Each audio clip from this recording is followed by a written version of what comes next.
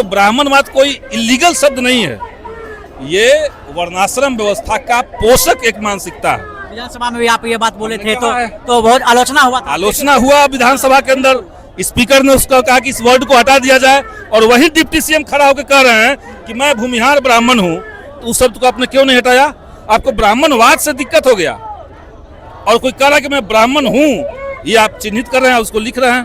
क्या कहिएगा, supreme court का फैसला आने से एक दिन पहले आप लोग पटना के सड़कों पर उतर गए हैं, फैसला आने से पहले क्या दबाव बढ़ाना चाहते हैं? आंदोलन कर रहे हैं और हम लोग मांग कर रहे हैं कि यूजीसी इक्विटी एक्ट जो है उसको सरकार लागू करे, उसको बराबरी का दर्जा विश्वविद्यालयों के अंदर सबको मिले, जो पिछड़े समाज के लोग हैं उसको बराबरी का दर्जा मिले, यही हम लोग मांग कर रहे हैं। लेकिन सर, जो लोग विरोध कर रहे हैं, आखिर क्यों विरोध कर रहे हैं? जो लोग विरोध कर रहे हैं वो बताएंगे क्यों कर रहे हैं।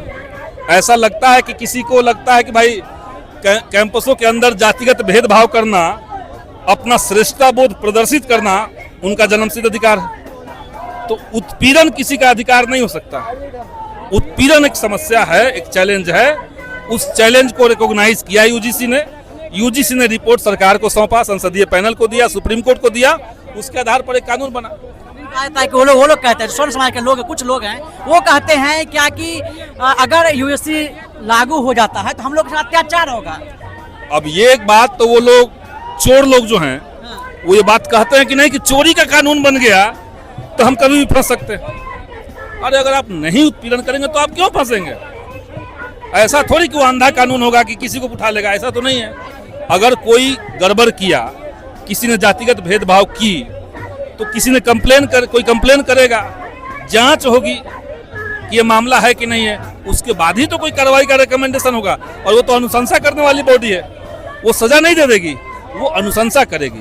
लेकिन एक तो सवाल, बिना पढ़े, बिना समझे, बिना जाने कोई विरोध में आ गया कि हम सवर्ण हैं और हमारे साथ गलत हो रहा है, अगर हम जातिगत भेदभाव नहीं करेंगे तो हमारा क्या होगा, तो ये तो सवर्ण का मतलब नहीं है। प्रोटेस्ट में देखा जा रहा है कि ब्राह्मणवाद मुर्दाबाद का नारा लग रहा है, इससे काफी ज्यादा जो आलोचना हो रही है कि ब्राह्मणवाद मुर्दाबाद क्यों कहा जा रहा है, ब्राह्मणों को टारगेट क्यों किया? ब्राह्मणवाद कोई हम लोग पहली बार नहीं कह रहे हैं। जिस व्यक्ति ने हिंदुस्तान का संविधान लिखा, बाबा साहब भीमराव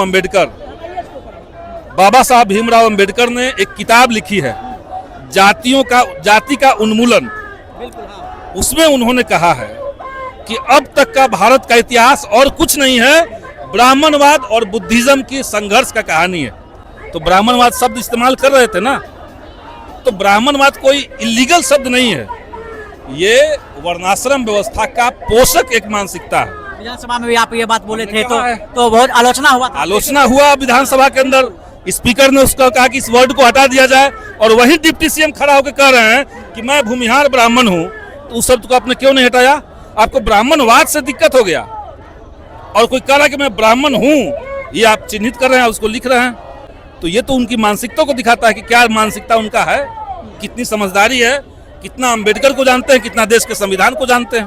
अच्छा, क्या लग रहा है कल सुप्रीम कोर्ट जो फैसला आएगा सर, क्या पक्ष में आएगा वो फैसला? पक्ष में आए, विपक्ष में आए, हमारा काम है लड़ना, हम लड़ेंगे।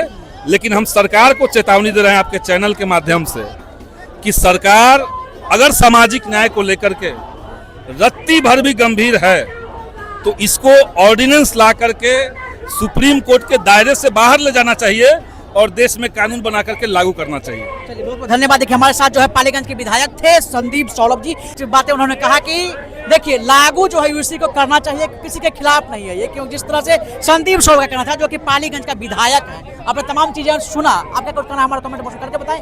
आप जनता जय हिंद जय भारत।